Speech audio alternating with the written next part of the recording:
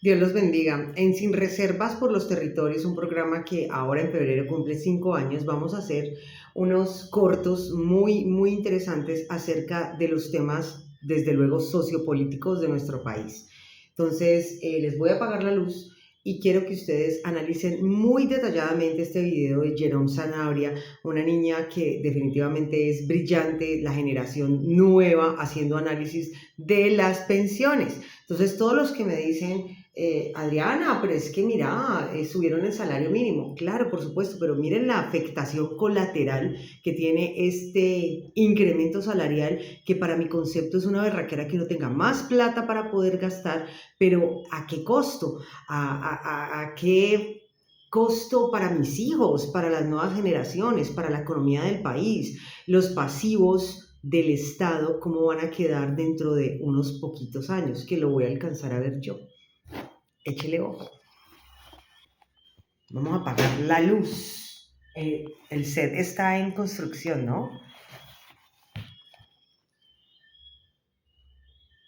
Uno que ya salió, otro que se publicó hoy el borrador, es decir, ya hay uno expedido, que es el decreto 1485, que no se le ha dado mucho bombo en redes, pero vean, si así la reforma pensional se caiga, por ejemplo, pensando que se va a caer con la sola existencia de ese decreto 1485, quienes estamos en los fondos privados, baila. ¿Por qué baila? Porque lo que hace ese decreto miren, básicamente que el gobierno se desligue de algo que se llama deslizamiento. Para explicar eso de deslizamiento fácil es cuando un gobierno sube el salario mínimo por encima de la productividad y por encima de la inflación, eso que lo sube por encima, digamos, esa decisión política antes de este decreto de Petro, y desde el 2015 debía asumir ese porcentaje el gobierno en el Fondo de Garantía de Pensión Mínima, pues para garantizar que a las personas que se pensionaran con lo mínimo, pues se les cumpliera. El problema es que con este decreto de Gustavo Petro se desligan de esa obligación, entonces por eso subieron el salario mínimo un 23%, sabiendo que eso es por encima del, productividad fue 0,9, inflación fue 5,1, suma un 6%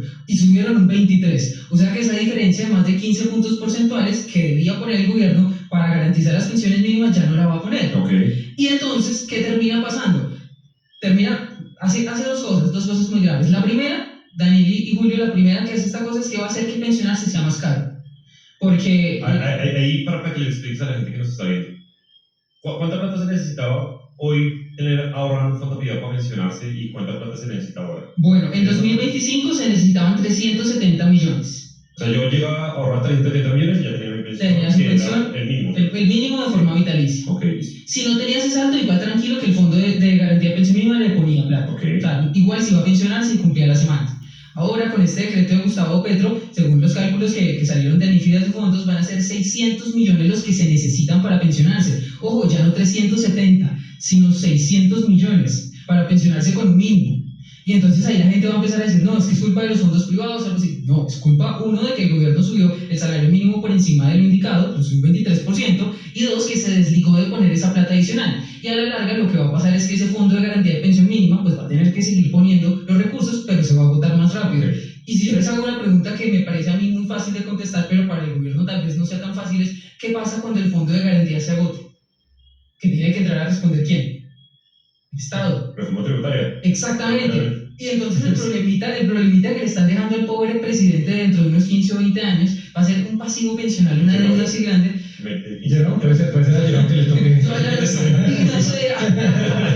Pues me están dejando un problemita a mí. Gracias. Presidente, me están dejando un problemita a mí. ¿Y qué va a hacer el presidente en ese entonces? No va a tener más opción que ponerle más impuestos a los adultos del futuro. ¿Que quiénes van a ser los adultos del futuro? Mi generación. O sea, con este solo decreto ya vamos a tener pasivo pensional. Hay dos decretos. ¿Pilla? ¿Sí vio? Entonces, esto es lo bueno, este televisor es una bacanería. Lo saqué de mi casa, para que vean.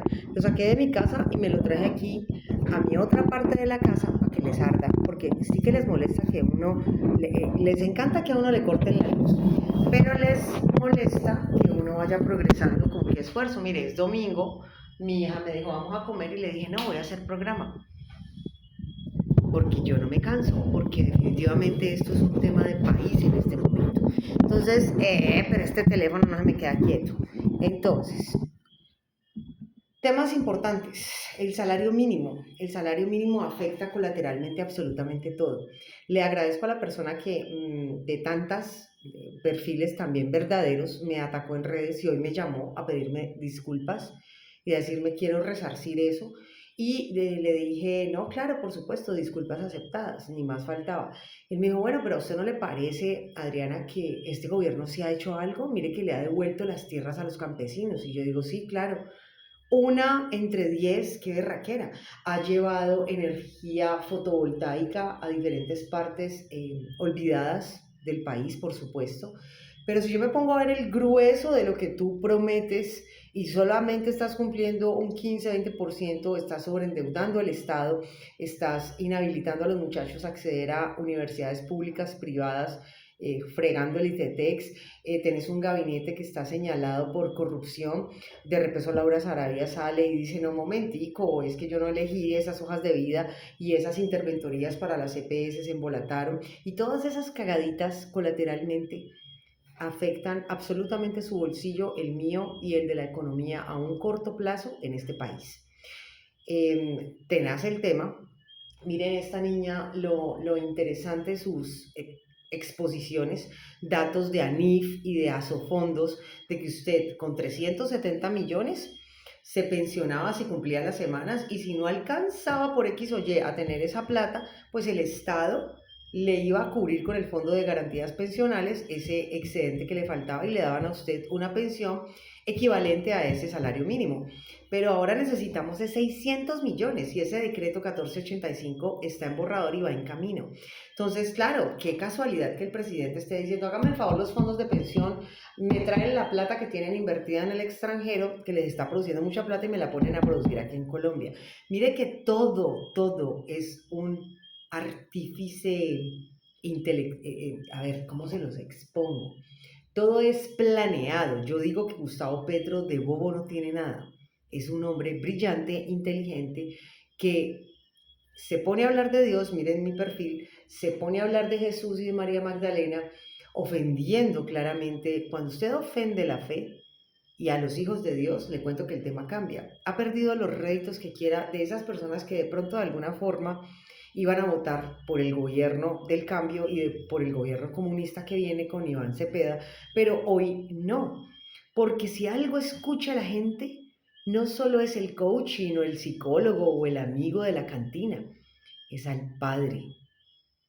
Esto fue Adriana Guarín, sin reservas, y voy a hacer uno de estos diario.